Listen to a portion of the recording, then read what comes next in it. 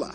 A gente está com esta roupa branca aqui, entendeu? Com uma máscara, por um objetivo especial, que é proteger a minha pessoa tanto do sol, como também da luz. E como eu disse ontem, eu digo aqui hoje, de todos os ambientes que eu frequento, não tem nenhum mais iluminado do que a casa de Deus. Alguém perguntou assim: te protege do calor? Falei: não, soma-me, gera mais calor.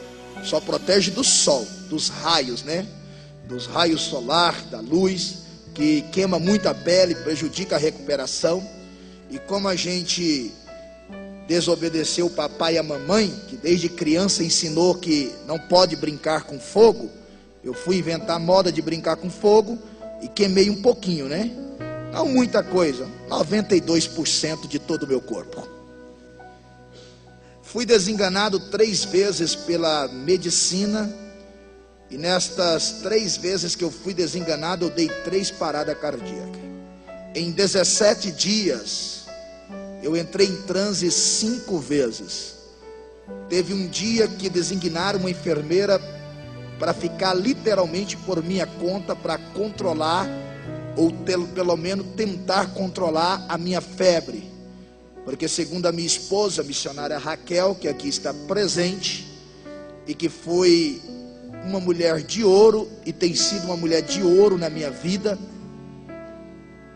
durante esse processo, e por que não dizer a vida toda. Segundo ela, esta enfermeira que ficou por minha conta tinha um objetivo de tentar controlar a febre, porque eles estavam mantendo-a de 39,5,6,4.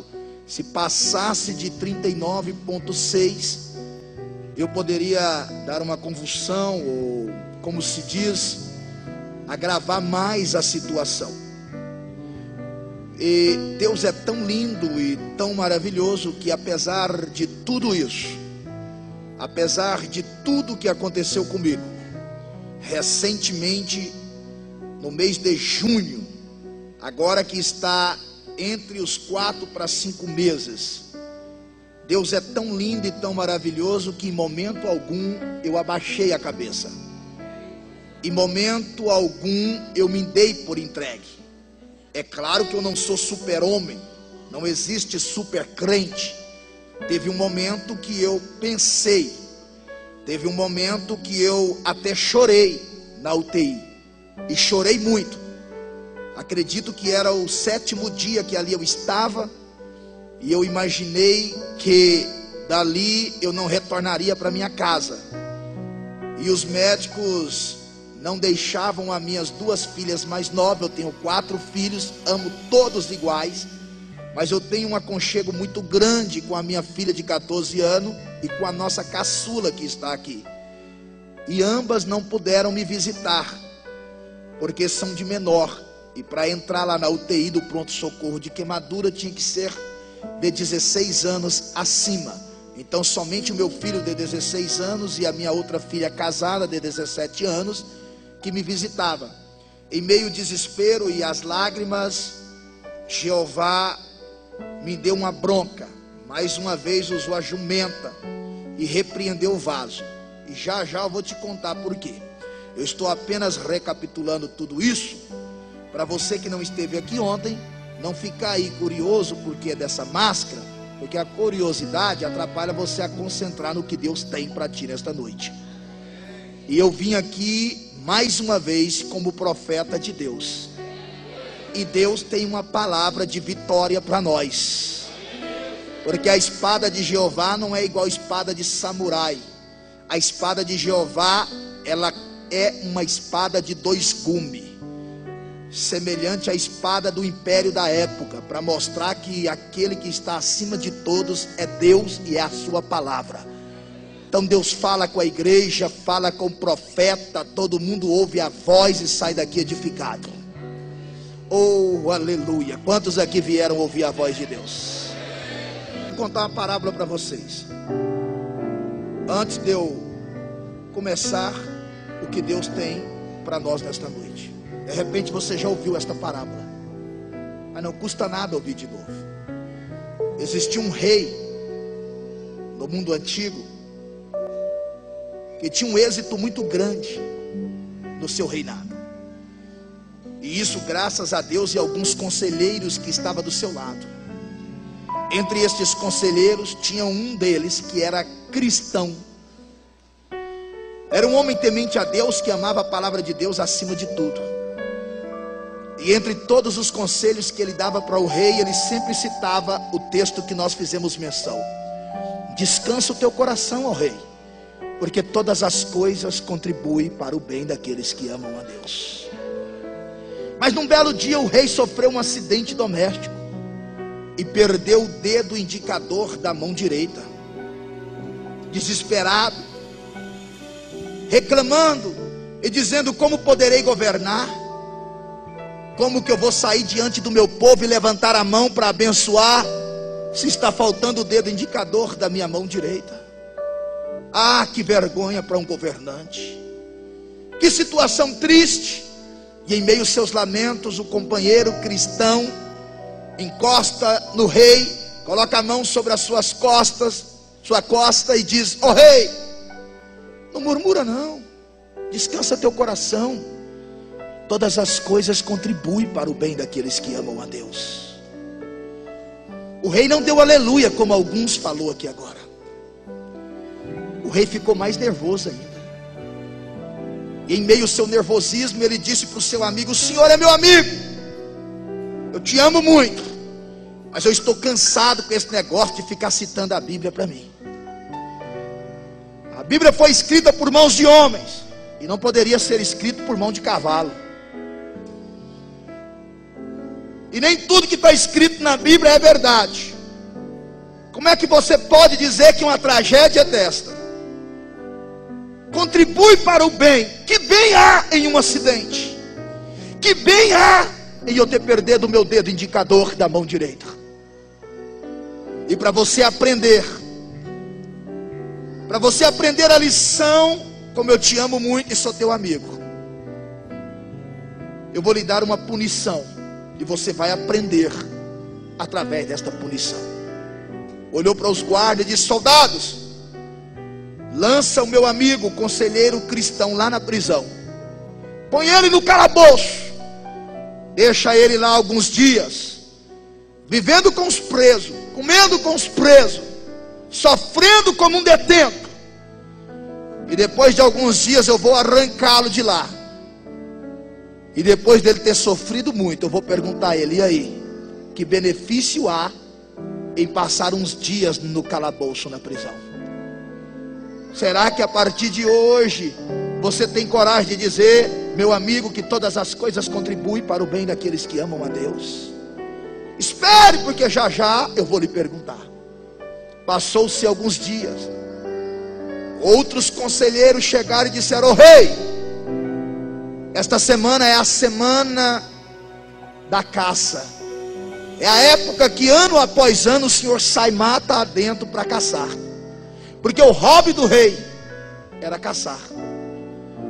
E o rei disse: meu Deus, todo ano quem vai comigo para mata caçar é o meu conselheiro cristão, e eu coloquei ele na prisão, eu estou dando um corretivo para ele, mas eu não vou arrancá-lo de lá. Este ano eu vou sozinho, porque senão ele não vai aprender a lição. Preparou os animais, saiu mata dentro e foi caçar. Para surpresa do rei, sabe o que aconteceu, igreja? Em meio à mata ele se deparou com uma tribo de canibais. E canibais têm o costume de cozinhar seres humanos.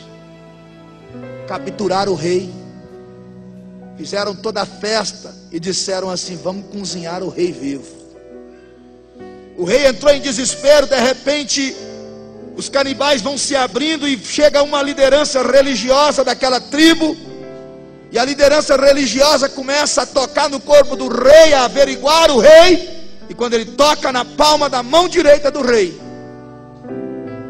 ele constata que estava faltando o dedo indicador.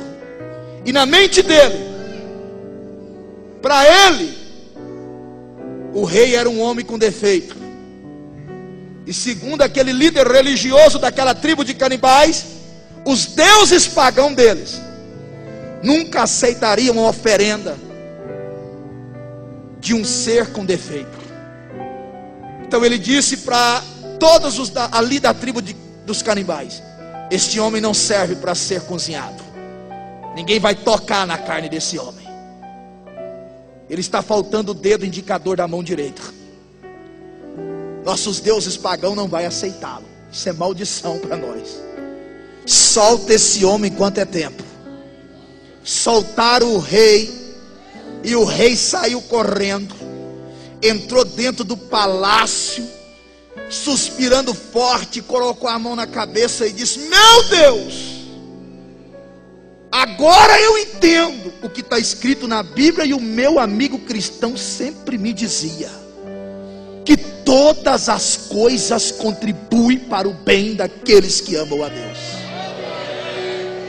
Se eu não tivesse perdido o dedo indicador da mão direita, eu teria perdido a minha vida.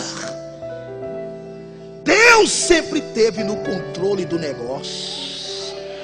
Diga para quem está perto de você: Deus não perdeu o controle da página do livro da tua vida.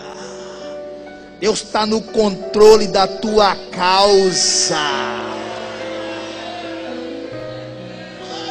Eu acho que nem todo mundo entendeu. Diga para ele, diga para ela, diga: Deus não perdeu o controle. Deus não perderá o controle. Agora olha aqui para mim. Deixa eu terminar a parábola, porque ela não para aqui. O rei deu uma ordem aos soldados: soltem agora o meu amigo cristão. Aquele homem não pode sofrer mais um dia sequer na prisão. E eu preciso pedir desculpa para ele. Seu amigo vem alegre, sorrindo, e os soldados olhando e dizendo: meu Deus, todo cristão parece bobo, né? Sofreu no calabouço e ainda sai sorrindo. Quando o cristão chega perto do rei, o rei pega na mão dele e diz: me perdoa, meu amigo. Quem sempre esteve certo foi Deus, através da palavra, e você que acredita nela. Me desculpe, meu amigo, porque agora eu entendo. Agora eu entendo que todas as coisas contribuem para o bem daqueles que amam a Deus. O amigo disse para o rei: eu não tenho que perdoar ninguém, ó rei. Pode descansar teu coração. Todas as coisas contribuem para o bem daqueles que amam a Deus. O rei solta ele, segura nas duas mãos, olha dentro dos seus olhos e diz: meu amigo, mas o que eu não consigo entender até agora é como pode um homem que ama a Bíblia, que vive segundo a palavra de Deus, tão puro como você, Deus permitir acontecer isso que aconteceu contigo. Você não merecia ter ficado no calabouço alguns dias. Eu não consigo entender como é que Deus pode permitir um homem como você passar por um processo desse. Ele soltou as mãos do rei, levantou as duas mãos e disse: ó rei, olha aqui para mim. Quem é que vai com o senhor todo ano caçar na mata? O rei disse: é você. Quantos dedos eu tenho em cada palma da minha mão? Os 5 em cada palma. E se eu tivesse contigo esse ano lá na mata, você acha que aquela tribo de canibais ia deixar eu te acompanhar? O senhor tinha saído com vida e eu estava frito. Fica tranquilo, Deus não perdeu o controle de nada. Eu fiquei no calabouço para Deus poupar a minha vida. Tem hora que a gente não entende o porquê do sofrimento. Tem hora que a gente não compreende o porquê da dor. E Tiago escreve dizendo assim: tenhai-vos como gozo. Sabe o que significa gozo? Tenhai-vos como privilégio, como alegria, o sofrer por amor ao Evangelho. Porque isso produz paciência, experiência, e te leva ao estado de varão perfeito. Eu nunca questionei, tampouco indaguei, mas na minha rede social apareceu pessoas de todos os jeitos, e entravam na rede, escreviam e até debatiam entre si. Como pode Deus permitir um menino igual o Wendel sofrer um acidente doméstico? Está desenganado agora, e pelas fotos que a gente está vendo na rede social, ele não vai escapar dessa. Me explique. Então não vale a pena ser crente, então não adianta ser fiel. E outros eram mais atrevidos, que chegavam ao ponto de perguntar: será que ele não está em pecado para estar sofrendo desse jeito? Porque na hora da prova tem gente que quer testar a nossa fé. E não foi diferente com Jesus, e nem vai ser diferente com você. Lá no deserto, se tu és o filho de Deus, ou seja, em outras palavras, será que você não está aqui no deserto sofrendo? Não é porque tu é um falso profeta, não. Prova para mim que tu não está em pecado. Tu és o filho de Deus. Jesus só balançou os ombros para Satanás. Tem que provar nada para ti. Sai daqui, porque está escrito que só a Deus adorarás. Dá licença, Satanás, porque até no deserto o crente espiritual dá glória. E deixa eu pular, porque eu estou querendo deixar isso aqui para amanhã. Deixa eu pular a página aqui. E o povo fizeram um rodeio todo e questionaram.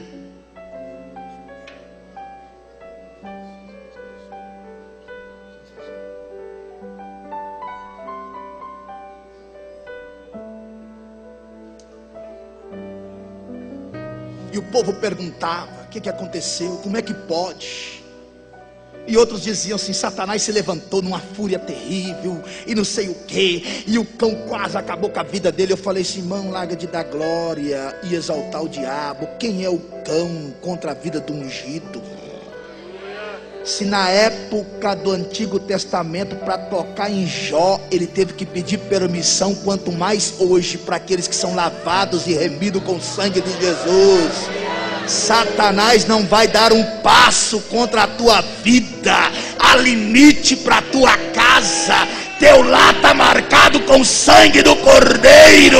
O cão precisa entender que na vida do ungido todas as coisas contribuem para o bem daqueles que amam a Deus.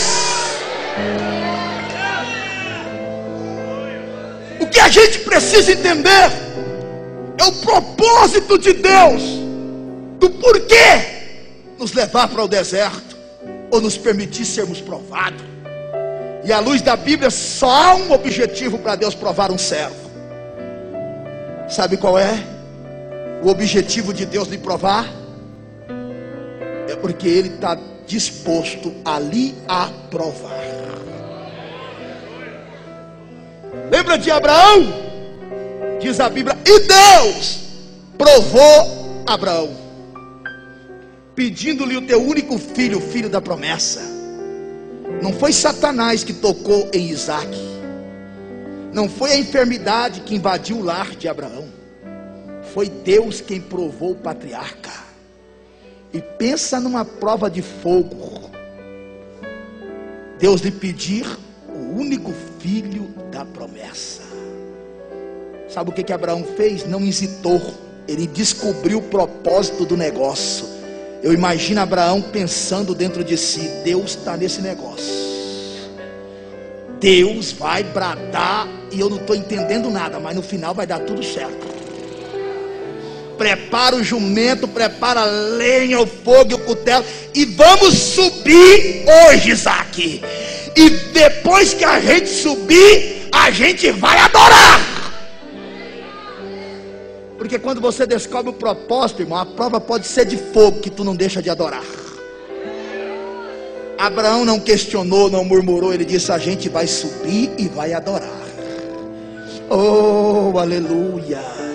Sabe por que tem muita gente que vem na igreja, mas não sobe? O culto dele fica no pé do monte. É porque já vem indagando, questionando. Por quê? Mas para quê? Como é? Não pode. Está igual o profeta.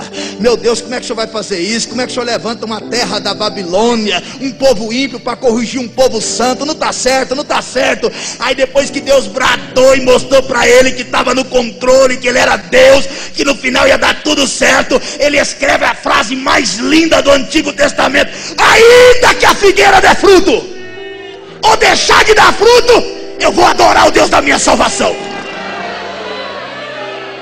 no curral tiver gado ou deixar de ter gado, eu vou continuar dando glória. Sabe o que Abacuque está dizendo depois que ele descobriu o propósito? Se a porta abrir ou fechar, ele é Deus e eu continuo dando glória. Se ele fazer ou deixar de fazer, ele é Deus e eu continuo dizendo aleluia. Agora tem uma turma por aí, tão inocente, que acha que sofrer com Cristo é derrota, é vergonha, é decepcionante. Tiago escreve: tenhai-vos como gozo sofrer com Cristo. E essa turma que é ignorante, pega um microfone desse, levanta uma Bíblia e ainda diz assim: se for para sofrer e Deus não fazer, eu rasgo a minha Bíblia. Quem está falando aqui é profeta. Se não acontecer, eu largo de ser crente. Bobo, vai morrer, vai para o inferno. Deus fazendo ou não fazendo, eu estou com Abacuque. Vou dar glória, vou dar aleluia, vou levantar a mão, vou falar em línguas estranhas. Lembra dos 3 amigos de Daniel? Nome de guerra que Nabucodonosor deu, inclusive é nome de demônios: Sadraque, Mesaque e Abednego. Fica sabendo que a prova que vocês vão passar aqui hoje é prova de fogo. Pergunta quem está perto de você: conhece prova de fogo ou já foi provado pelo fogo? Porque quando a chapa esquenta, o povo já começa a falar: ora por mim que eu estou numa prova de fogo, irmão. Pensa numa prova terrível. Nabucodonosor disse: se vocês não negar a fé, a prova é de fogo e eu vou aquecer o forno 7 vezes mais. Sabe o que os meninos fizeram? E depois disse que jovem é fraco. Sabe o que os meninos fizeram? O rei fica sabendo de 2 coisas. Primeiro, se Deus quiser nos livrar, Ele vai nos livrar. Segundo, se Ele não quiser nos livrar, escute isso, rei, Ele continua sendo Deus e ninguém aqui vai desviar. A gente vai continuar sendo judeu, vai continuar dando glória, vai continuar dando aleluia, vai continuar dizimando, vai continuar vindo na escola dominical, vai continuar vestindo a camisa do ministério, vai continuar sendo crente. Ninguém aqui vai desviar, Satanás. Agora tem gente que desvia por qualquer coisa, abre mão por qualquer coisa, desiste por qualquer coisa. Suporta um pouco mais, vaso. Resista um pouco mais, mulher de Deus. Tua vitória está mais perto do que tu pode imaginar.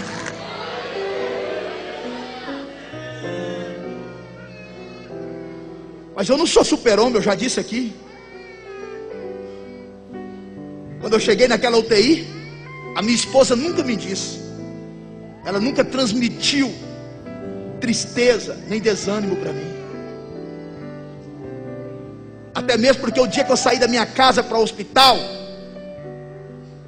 eu sentei no banco da frente do meu próprio carro, porque a gente abriu o portão, a SAMU estava demorando, o corpo de bombeiro demorando, e a gente pediu ajuda na rua. O camarada pegou o meu próprio carro para me levar no hospital mais perto, e eu sentei no banco do meu carro, abri um pouquinho o vidro para ventilar.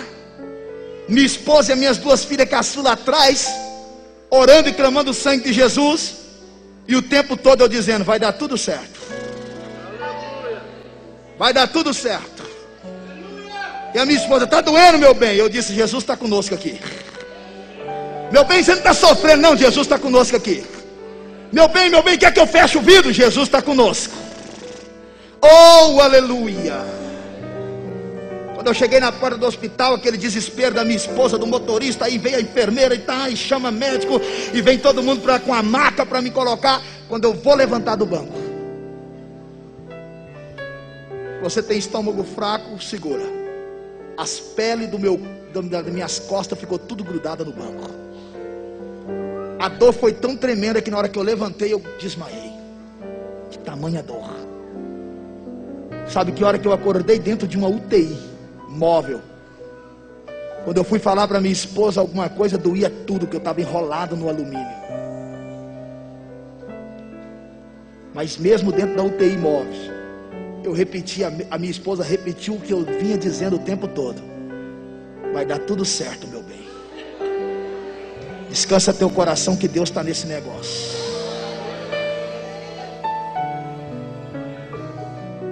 Ali na UTI eu comecei a pensar e dizer: Deus, porque eu não sou super-homem, não me leva sem eu ver as minhas duas filhas caçula, não. Deixa eu pelo menos tocar na mão das minhas filhas. Entrei em desespero, chamaram a psicóloga tentou me acalmar com remédio. Ligaram para minha esposa veio, levou uma filmagem das duas,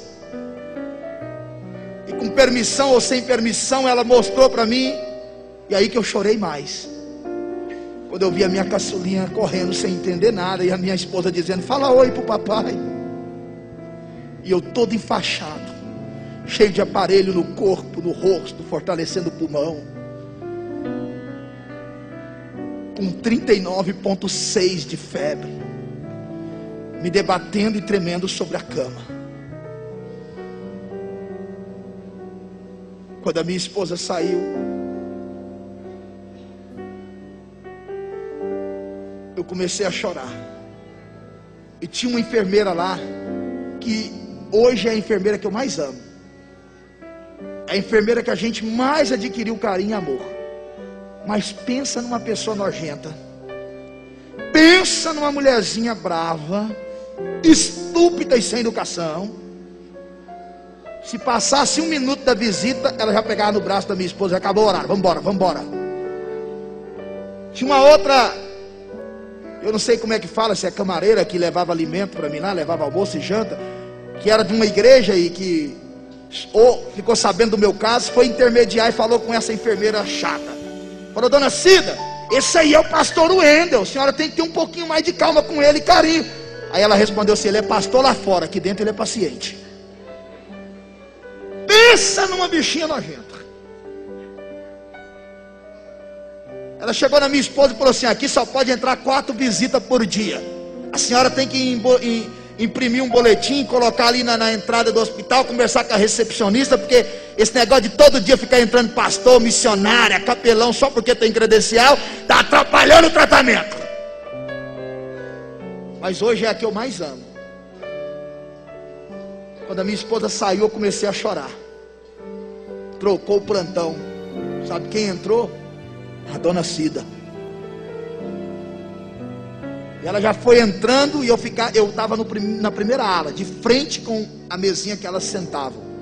Ela já foi entrando e chegou perto de mim: o que foi que você está chorando? Aí o bobão falou assim: eu acho que eu estou começando a dar depressão. Como é que é? Eu estou com medo de morrer sem ver minhas filhas. Irmão, eu não conseguia nem enrolar para trocar lençol, era a maior dificuldade. Tinha que vir 2 fisioterapeutas ajudar, doía tudo, eu estava todo atrofiado. Fiz 8 cirurgias, eu arranquei 72% de toda a pele do meu corpo. Imagina a minha situação. Sabe o que aquela bruta fez? Irmão, Deus ainda usa jumento, viu? Essa não trem bruto é o tal do jumento, né? Sabe o que ela fez? Ela senta, eu falei: não dou conta. Senta! Eu tentando sentar, ela ergueu a cama. Ela senta! Ela pegou e pá! Eu sentei. Ela encostou perto de mim, pegou na minha cabeça por trás assim, pôs o dedão indicador no meu rosto e disse: pastor Wendel, deixa eu lhe dizer uma coisa aqui. E ela não me chamava de pastor. Pastor Wendel, deixa eu lhe dizer uma coisa aqui. Esse hospital nunca teve tão movimentado igual agora, desde o dia que o senhor chegou aqui. Tem recepcionista que só fica atendendo o telefone, que pergunta para nós se é algum artista que está aqui. É ligação 24 horas, ligação de madrugada, gente de outro país querendo saber notícia do senhor. Eu não sou crente não, mas também não sou ateu não. E quando a chapa esquenta lá na minha casa, a primeira coisa que eu faço é ligar para alguns crentes pedindo oração, porque eu sei que lá funciona. E eu estou sabendo que do lado de fora tem uma corrente de oração, igreja nos 4 cantos da terra, orando em teu favor, pedindo a Deus para tu não morrer. E eu não duvido, pastor Wendel, Deus não vai decepcionar aquele povo. E a bruta deu uma sacudida na minha cabeça, eu senti um pouquinho da dor, e disse: não sejas tu a decepcionar aquele povo. Não tem negócio de depressão e nem morte aqui. Tu só está aqui porque Deus permitiu. E o Espírito Santo dizendo: dá nele, jumenta velha. Tu só está aqui porque o Espírito Santo, porque Deus permitiu. E tu vai sair daqui porque Deus é Deus de milagre, rapaz.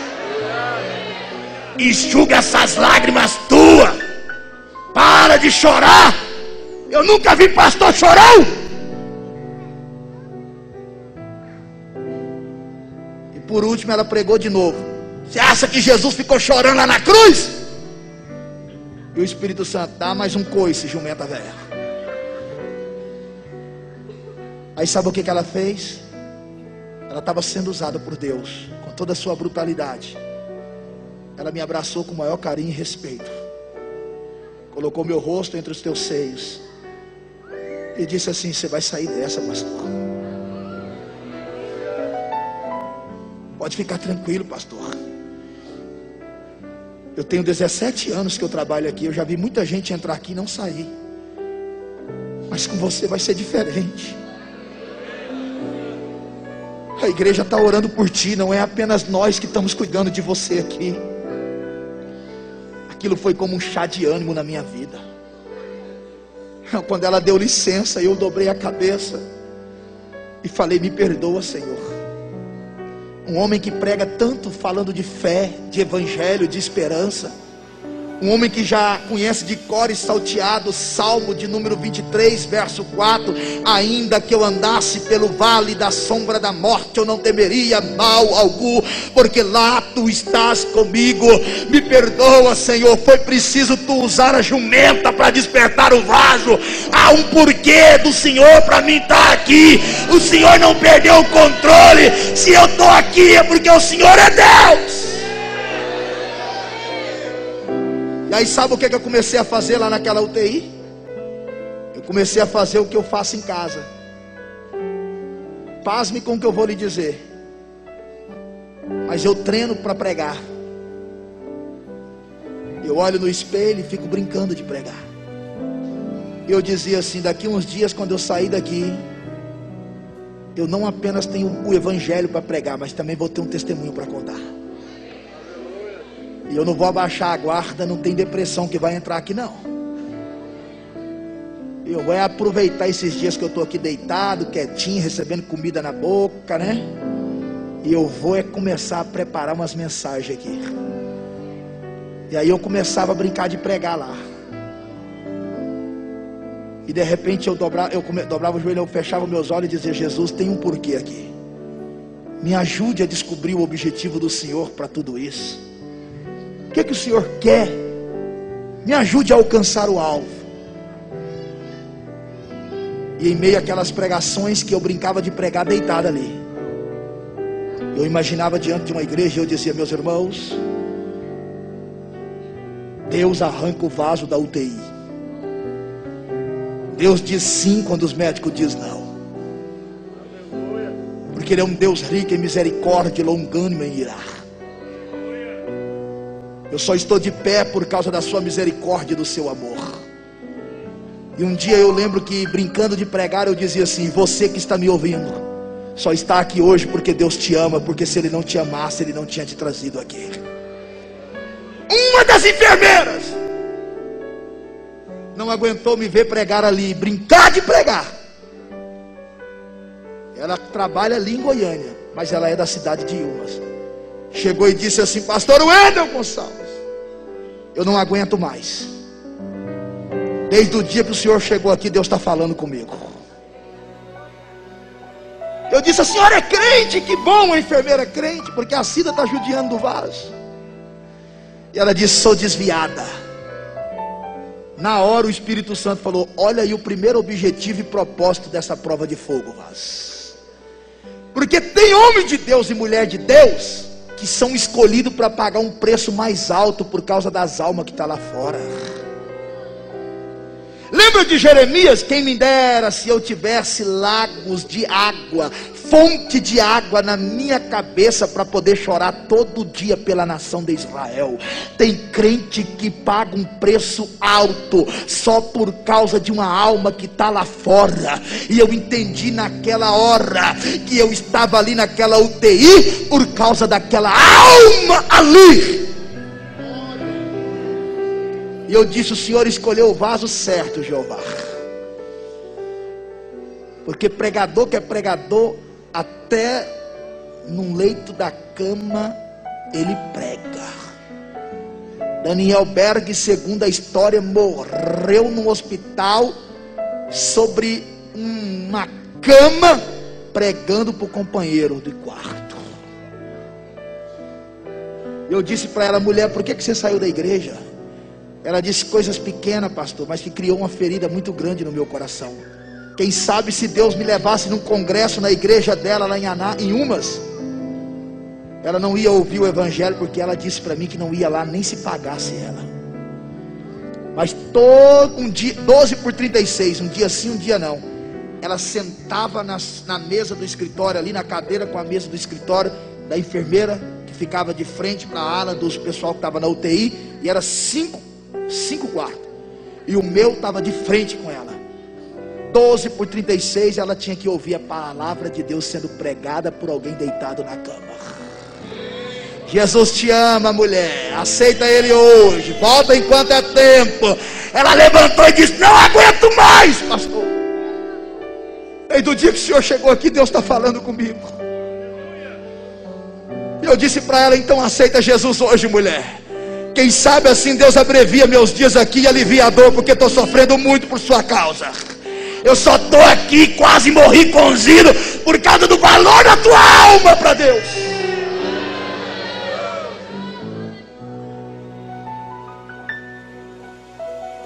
Me lembro como se fosse hoje. Ela disse: domingo que vem eu vou na igreja e vou voltar para Jesus, pastor. E eu disse: não, para que deixar para amanhã o que Deus quer fazer hoje? Eu disse: o que que te impede de aceitar Jesus agora?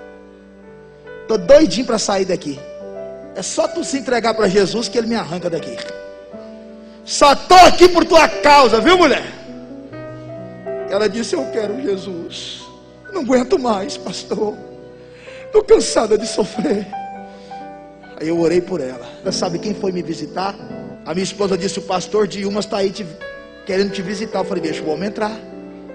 Quando ele chegou, ele disse: pastor Wendel, eu vim aqui dizer para o senhor que o senhor não tem nem noção o porquê desse acidente. Sabe aquela enfermeira que aceitou Jesus contigo aqui? Eu falei: sei, cadê ela? Mas ela corria de nós. Domingo ela chegou na igreja mais cedo, caiu de joelho pedindo perdão, desculpa, disse que aceitou Jesus no hospital, que Deus te trouxe todo queimado para cá, e todo dia tu falava de Jesus para ela. Ela não aguentou, ela está lá firme no meio das irmãs, glorificando a Deus, e uma alma vale mais do que o mundo inteiro. E eu vim aqui dizer para o senhor, pastor Wendel, que a nossa igreja vai lhe adotar em oração.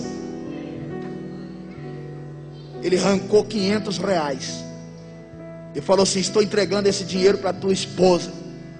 E enquanto o senhor estiver fazendo tratamento, a minha igreja vai depositar todo mês R$500 em gratidão a Deus pela tua vida. E recentemente agora ele me levou para pregar. Era plantão da enfermeira. Eu perguntei: cadê a irmã? Já desviou? Eu, menino, não quero passar pelo processo do fogo de novo. Sabe o que aconteceu? A líder do ciclo de oração veio e disse: pastor Wendel, a gente quer atribuir um louvor a Deus pela tua vida. A irmã está de plantão, não conseguiu ninguém para trocar o plantão, mas saiu daqui chorando porque queria muito te ver pregar. Mas ela voltou, mas voltou de tamanha precisão, voltou tão crente, mas tão crente, que já está dando bronca em nós. Aí eu falei: irmã, mas ela voltou foi através do fogo, irmã. Tá certo que quem pagou o preço fui eu.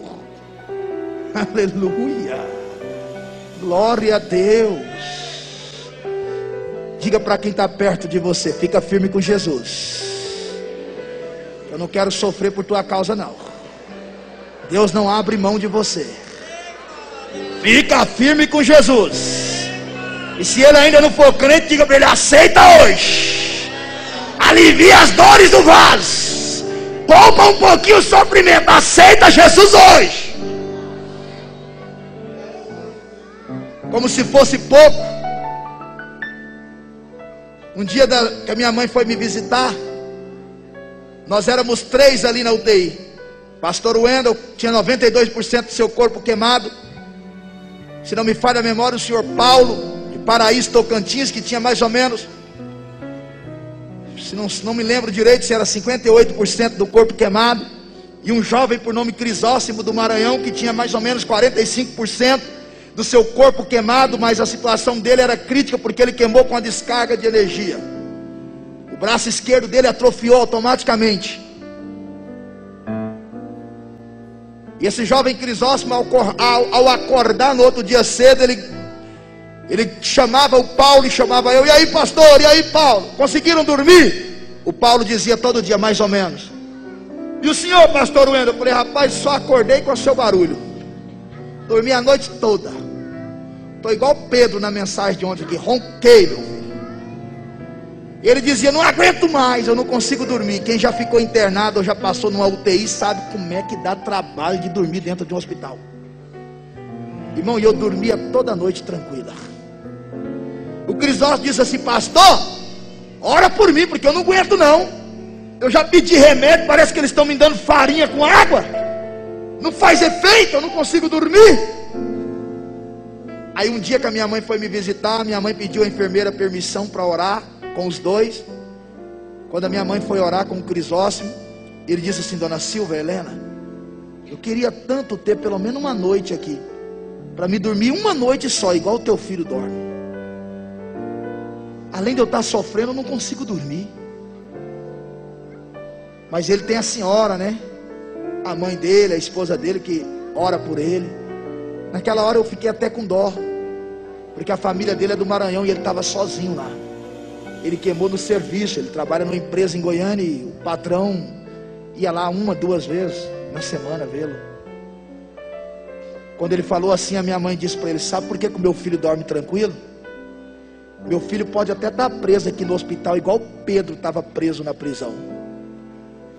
Meu filho pode até ter sido desenganado pelos médicos, igual liberaram a sentença para Pedro, dizendo que ele ia perder a cabeça. Só que do mesmo jeitinho que aconteceu com Pedro, está acontecendo com meu filho. Do lado de fora desse hospital tem uma multidão de crente orando por ele. E enquanto a igreja está orando, ele está sossegado, está dormindo tranquilo. Por que você não aceita Jesus também? Por que você não entrega a tua vida para o Deus do meu filho? Aceita Jesus, aceita o Deus do meu filho como teu Salvador. Que eu sou a primeira a sair daqui hoje orando por você. E quero lhe dizer, jovem Crisóstomo, que a partir de hoje, se tu entregar a tua vida para Jesus, não vai ter nada que vai arrancar o teu sossego ou atrapalhar a tua noite de sono, porque Deus vai lhe abençoar. Com o bracinho atrofiado esquerdo, ele levantou a mãozinha direita e disse: eu quero o Deus do pastor Wendel. Eu quero aceitar a Jesus. Oh, aleluia! E se Jesus me deixasse ali mais de 17 dias, até médico ia se converter lá. E falar de Jesus eu falei para eles. Mas eu descobri o propósito. Porque todas as coisas contribuem para o bem daqueles que amam a Deus.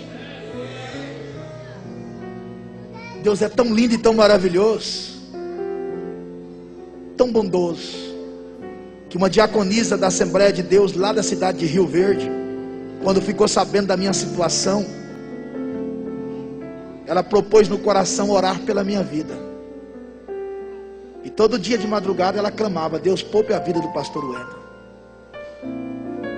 Só que o dia que ela descobriu pela rede social que eu estava na UTI, ela teve 2 notícias tristes. A minha E uma a respeito da vida dela, porque foi constatado no seio esquerdo um nódulo. E o médico disse para ela: daqui uns 15 dias você volta. E ela chorou muito. Mas sabe o que ela fez? Ela falou: Deus,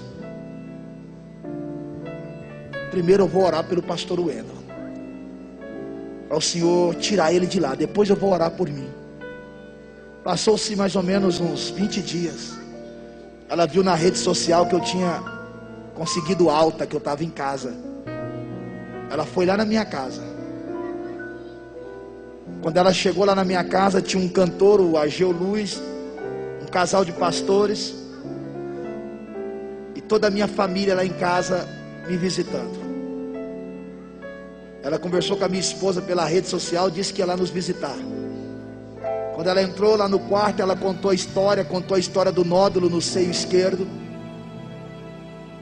e contou a história que orou por mim, que jejuou por mim, e que estava feliz de ver eu de pé. Eu falei para ela assim: pois senta aqui na cadeira e chega perto da cama, que eu quero orar pela senhora e repreender esse nódulo. E ela disse: que nódulo? Eu falei: o que você contou. Quanto eu orava pelo Senhor, Deus estava restaurando a tua saúde e arrancando o nódulo do meu seio. E Deus usou aquela irmã e disse para mim chegar aqui hoje e falar para o Senhor que a partir desse acidente teu, foste provado no fogo e aprovado pelo fogo. Deus usaria teu ministério para curar muitos enfermos. Pessoas seriam curadas através do teu ministério em Cristo Jesus, pelo poder da palavra, que você nem ficaria sabendo. O médico olhou, parou, balançou a cabeça e disse: eu não estou entendendo. E ela disse: como assim, doutor? Ele disse: o nódulo desapareceu. Ramanduri canchuriando comanagar. Anduimi canto camanturi candaia bantu. Levanta a tua mão, levanta a tua mão. Aleluia. Está preparado para despedir desta enfermidade hoje? Está preparado para dizer adeus a esta dor hoje? Então, se for possível, coloca a tua mão na enfermidade. Se não for, coloca no rumo do coração e diga: nunca mais enfermidade, adeus doença. Receba a tua cura em nome de Jesus. Receba o alívio em nome de Jesus. Seja curada em nome de Jesus. Olha aqui para mim. Sabe por que eu sofri o acidente? Porque a minha menininha, a caçulinha que está aqui, tinha 1 ano e 1 mês mais ou menos. Estava com pneumonia. E uns 20 dias antes do acidente, ela foi consultar, e a pediatra pediu para a gente levar ela no especialista. E o médico disse que a minha filhinha tinha uma luxação no quadril, que ela ia ter que engessar as 2 pernas, fazer uma pequena cirurgiazinha, mas não deixa de ser cirurgia, colocar uma tala nas 2 pernas, e ali ia ficar mais ou menos de 6 meses a 8 meses sem andar, com as 2 perninhas engessadas. Agora olha aqui para mim. Ela tinha começado a andar aqueles dias. Era a alegria dela correr dentro da casa. E o médico disse: sua filha vai engessar as 2 pernas e vai ficar de 6 a 8 meses sem andar. E ela ainda estava com pneumonia. E eu falei: meu bem, eu vou tirar esse lodo aqui de trás do corredor, vou colocar fogo, para pelo menos quando chegar a época da cirurgia, ela não ter pneumonia. Só que o meu acidente aconteceu e a gente esqueceu da minha menina. A gente foi lembrar nos dias que eu recebi alta. A minha esposa voltou no hospital. O médico danou com a minha esposa. Ele disse para ela assim: a senhora foi muito irresponsável. Não justifica a senhora ter esquecido da tua filha por causa do acidente do teu esposo. A senhora poderia ter dado assistência ao teu esposo, mas cuidado da menina. Agora não adianta engessar as pernas dela. Passou-se da época. Sua filha corre um grande risco corre um grande risco de andar o resto da vida puxando da perna. Agora imagine o médico dizer isso para você. Como que ficaria eu e a minha esposa olhar para minha filha moça puxando a perna por causa de um vacilo dos pais? A minha esposa começou a chorar e disse assim: doutor, nós somos crentes, já aconteceu tantos milagres através desse acidente do meu esposo.